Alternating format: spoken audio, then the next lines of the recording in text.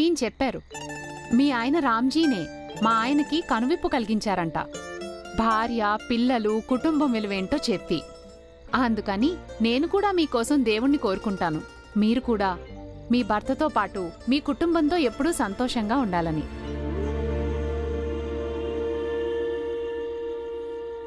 నేనెల్లకాలం నా కుటుంబంతో ఉండగలిగితే బాగుండు. స్వామి, ఒక ఆధారం దొరికింది. బహుశా దానివల్ల ఏదైనా తెలుస్తుండొచ్చు. నేను మంగేష్ని వాళ్ళ దగ్గరకు పంపించాను. మంగేష్ రాగానే మనకి పూర్తి స్థాయిలో స్పష్టమైన సమాచారం తెలుస్తుంది. మేము కూడా దానికోసమే ఎదురు చూస్తున్నాం. ఆ భీమరావు ఇంట్లో ఏదైతే మసగ్గా అస్పష్టంగా కనిపిస్తుందో అది స్పష్టమవటం చాలా అవసరం. ఎప్పుడైతే ఈ అస్పష్టమైన అరకొర విషయాలు స్పష్టంగా తెలుస్తాయో అప్పుడు ఎన్నోసార్లు ఎన్నో రహస్యాలు బయటపడ్డాయి.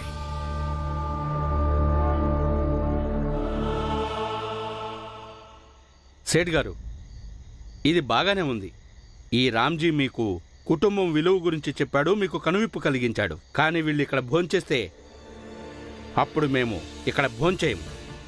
కంగారు పడకండి. వీళ్ల భోజనాలకి ఏర్పాట్లు నేను విడిగా చేయించాను.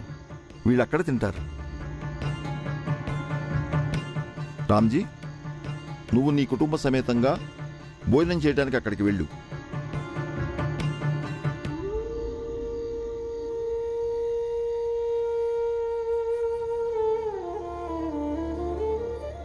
అలాగే సేట్ గారు.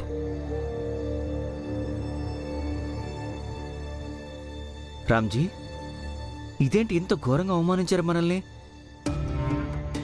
సేట్ గారు పొద్దున చాలా బాగా మాట్లాడాడు కదా. అంత అభిమానంగా మనల్ని పిలుస్తుంటే నేను అనుకున్నాను ఇతను చాలా మంచి వ్యక్తి అని. కానీ కాదు, ఇతను కూడా వాళ్ళందరిలాంటి వాడే. లేదు పురంజన్ బాబాయ్, ఈయన అందరికంటే భిన్నం. నాకు కూడా ఈ పద్ధతి నచ్చలేదు, మనందరికీ దూరంగా భోజనాలు పెట్టడం. కానీ మీరొకసారి ఈ విషయం గురించి ఆలోచించండి. ఈయన మనకి భోజనాలు విడిగా పెట్టి మనందరి వసతి గురించి ఆలోచించాడు. అయినా కూడా మీరు దేని గురించి బాధపడుతున్నారు? అందుకు కారణం ఈయన కాదు. దీనికి కారణం ఈ సమాజంలో ఉన్న అసమానతలు. ఇక ఈ అసమానతలు తొలగిపోవడానికి ఇంకా చాలా సమయం పడుతుంది.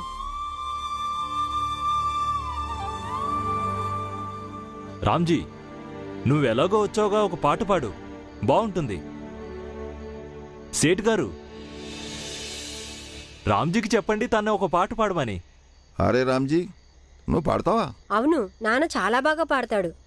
నాన్న పాడు. లేదు, నేనిప్పుడు పాడలేనండి. నాన్న పాడొచ్చుగా. నాన్న పాడు నాన్న. పాడతారు. భీమాబాయ్, నాన్న పాడతారు. కానీ కాస్త సమయం ఇవ్వండి. త్వరగా కానండి, నేను అందరికీ చెప్తాను.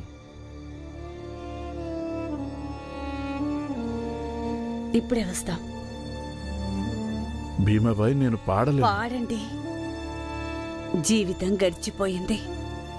ఇలాంటి చోటికి రావడానికి ఎప్పుడు అవకాశమే దొరకలేదు. కానీ మీరే చూస్తున్నారుగా, వీళ్ళందరూ ఇప్పుడు మిమ్మల్ని ఎలా చిన్న చూపు చూస్తున్నారో. మీ పాట వినగానే అందరూ మయమర్చిపోతారు.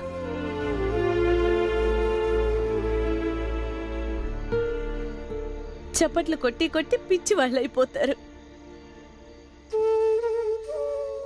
ఈ చప్పట్ల ధ్వనిని నేను నా వెంట తీసుకెళ్తాను. ఇది చూసి ఆనందిస్తాను. నా సుబేదార్ భర్తని ఈ ఉత్సవంలో అందరూ పొగడ్తలతో ముంచెత్తాలి.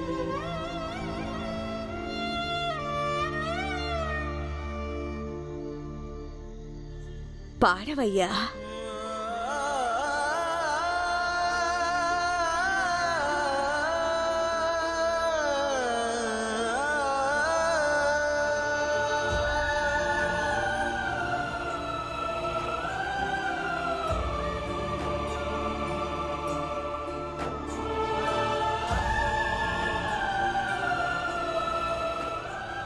వెళ్ళండి.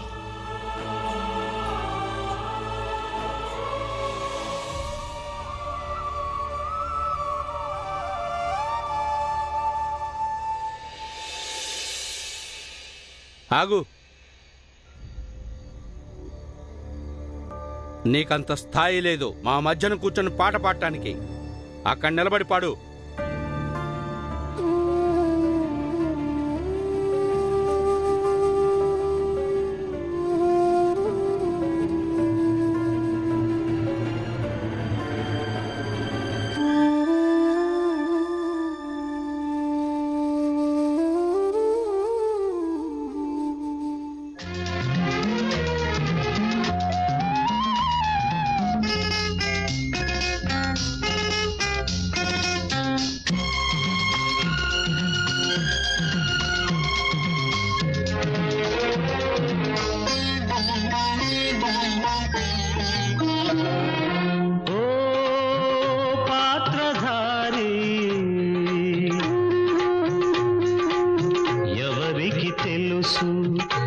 క్షణమేదో ఏమవుతుందో సాగరమైన సంసారంలో ఎదురీతేరా జీవితమంటే ఓ పాత్రధారి ఆరో ఏటే 60 నిండిన బాలుడు నీవేరా పుట్టిన నాడే బిడ్డల గన్న పురుషుడు నీవేరా పుణ్య పురుషుడు నీవేరా నీలో కదలిన చిరుపిరి ఎందరికో ప్రాణమాయే త్యాగమల్లే మిగిలిన నిన్ను దైవం తానే తల్లిని చేసిందిరా తల్లిని చేసిందిరా ఓ పాత్రధారి ఎవరికి తెలుసు ఏ క్షణమేదో ఏమవుతుందో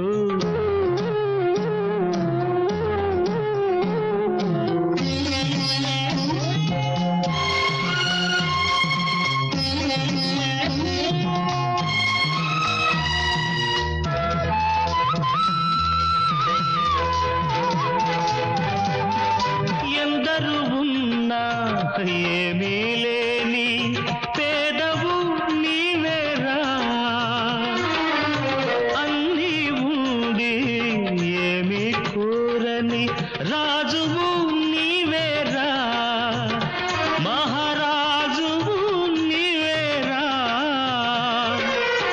నీలో మెరిసిన ఆ బంధమే ఎందరికో భాగ్యమాయే దేవుడల్లే మారిన నిన్ను శిలగా తలచి వరములు కోరేరురా వరములు కోరేరురా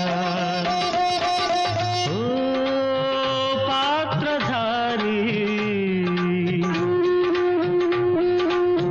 ఎవరికి తెలుసు ఏ క్షణమేదో ఏమవుతుందో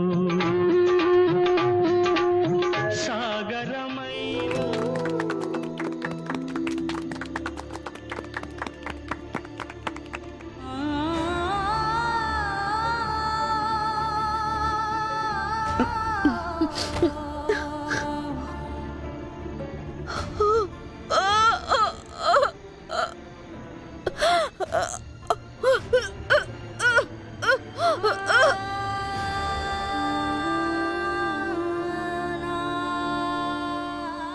భలే రామ్జీ, నువ్వు చాలా బాగా పాడావు. ధన్యవాదాలు సేఠ్ గారు.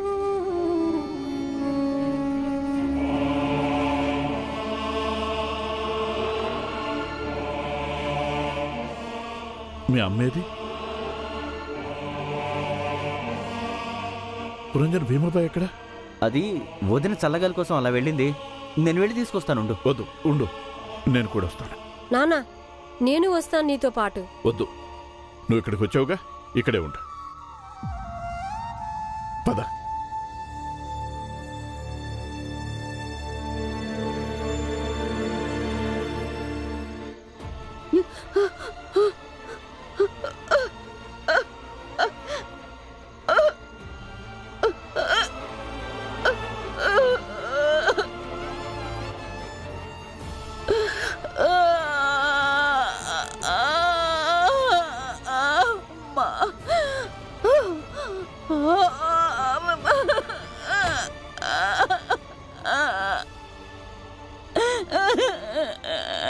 భీమాబాయ్, భీమాబాయ్,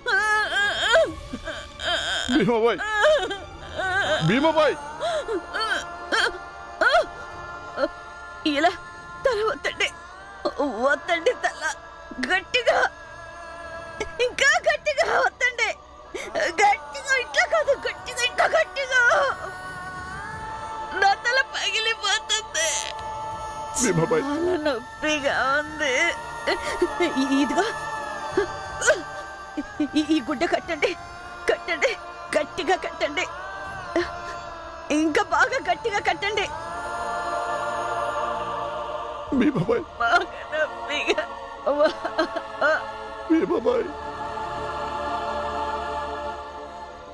తల పగిలిపోతుంది. దేవుడా, నాకు నాకు నమ్మకం లేదు. నేను ఇంకా 1-2 రోజులు నేను ఇంకా 1-2 రోజులు కూడా బతుకుతానని నమ్మకం లేదు. వజ్రాలు చెప్పింది ఇప్పుడు మళ్ళీ తలనొప్పి ఎక్కువైందంటే నేను చచ్చిపోతానని, అయితే పీడ వదిలిపోతుంది. బాయి నొప్పితో నా ప్రాణం పోతుందండి, నేను భరించలేకపోతున్నాను. నన్ను ఇక్కడి నుంచి దూరంగా తీసుకెళ్ళండి, పిల్లలకి దూరంగా తీసుకెళ్ళండి. నేను అనుకున్నాను పిల్లలతో అబద్ధం చెప్తూ చెప్తూ ఏదో ఒక రోజు చచ్చిపోతానులే అని. కానీ ఇలా విపరీతంగా నొప్పి వస్తే నేను పిల్లలతో అబద్ధం చెప్పలేను. పదండి, తీసుకెళ్ళండి. రామ్జీ, మరి పిల్లలు అడిగితే ఏం చెప్పాలి? ఇలా చెప్పు, భీమాబాయ్ వాళ్ళ పుట్టింటికి వెళ్ళామని. వీళ్ళ అమ్మా నాన్న చాలా రోజుల నుంచి చూడాలనుకుంటున్నారని చెప్పు. ఒకవేళ వాళ్ళకి చెప్పి వెళ్ళామంటే వాళ్ళు కూడా వెంటొస్తామని మొండికేస్తారు. పద పద భీమాబాయ్.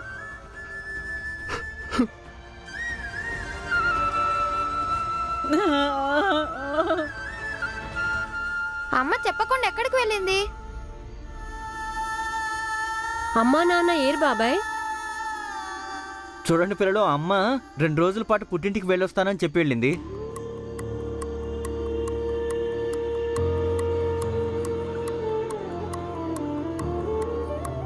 మీరు తనని వెళ్ళనివ్వకుండా మారం చేస్తారని తనకు తెలుసు కదా, అందుకే తను ముందుగానే అనుకొని వచ్చింది.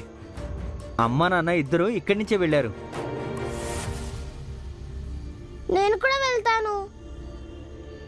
అమ్మా నాన్న వెళ్ళిపోయారు కదా, మీరేం దిగులు పడద్దు, 2 రోజుల్లో వచ్చేస్తారు. మనం ఇక్కడి నుంచి తిన్నగా ఇంటికి వెళ్ళిపోదాం, ఏమంటారు? అందరు అబద్ధాలు చెప్తున్నారు. భీమ్ భీమ్ భీమ్ భీమ్ భీమ్ స్వామి, అద్భుతం జరిగింది స్వామి, అద్భుతం జరిగింది. ఆ భీమాబాయ్ చావబోతుంది స్వామి. ఇతను స్వయంగా విన్నాడంట. ఏంటి? అవును సేటు గారు, పురుషోత్తం విషయం చెప్పు. అవును స్వామి. తల పగిలిపోతుంది. దేవుడా, నాకు నాకు నమ్మకం లేదు. నేను ఇంకా 1-2 రోజులు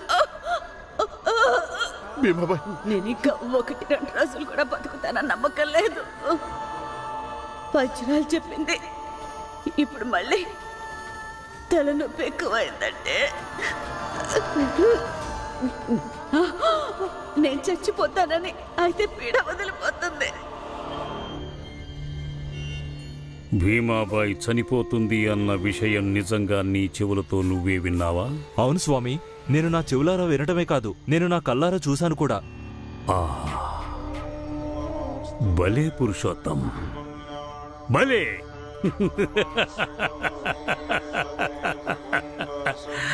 ఇది ప్రపంచంలో అన్నింటికంటే సంతోషకరమైన వార్త.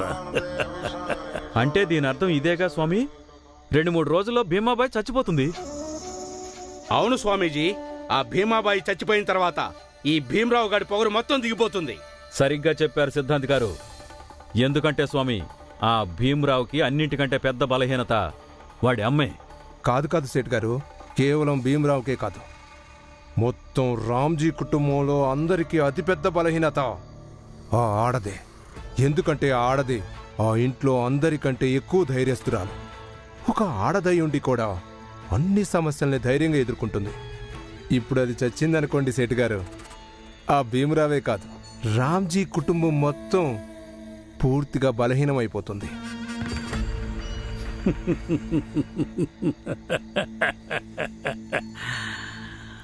అయితే వెళ్ళండి, రేపు తెల్లవారేసరికి ఈ విషయం ఊరంతా పుకారు చెయ్యండి.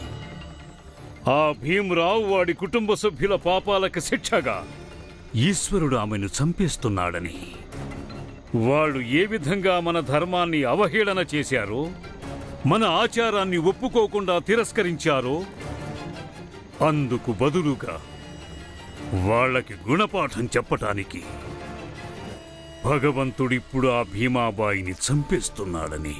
మీ ఆజ్ఞ స్వామి. అలాగే స్వామీజీ.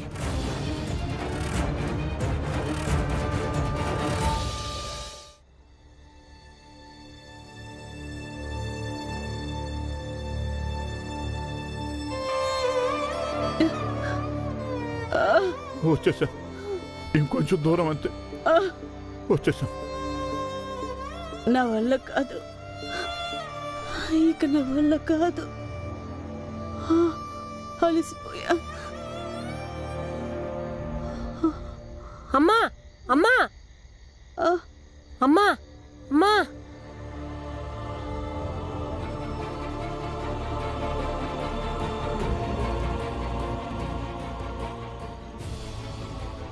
నేను మా అమ్మ వాళ్ళు అబద్ధం చెప్పొద్దు.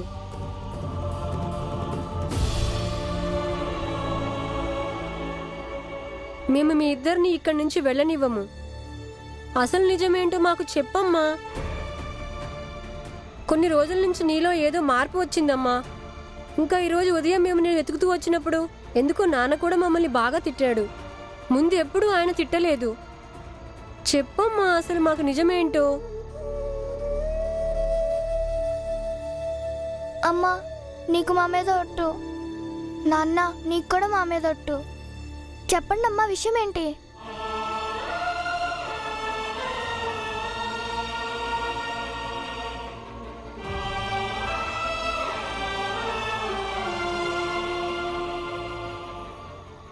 అమ్మా, అందరూ అంటారుగా మనం ఎవరి మీదైనా ఒట్టి వేసి అబద్ధం చెప్తే వాళ్ళు చచ్చిపోతారని.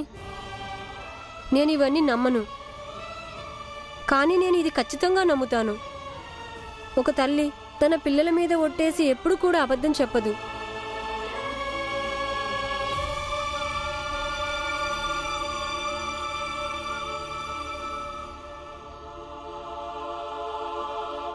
చెప్పమ్మా, అసలు నిజమేంటి? ఏం జరిగింది? నువ్వు చెప్పకపోతే నీ పిల్లలందరి మీద ఒట్టు. ఎలా చెప్పను నేను మీ అందరికీ? ఎలా చెప్పమంటారు? ఇప్పుడు నేను కేవలం 2-3 రోజులు మాత్రమే బతుకుతాను.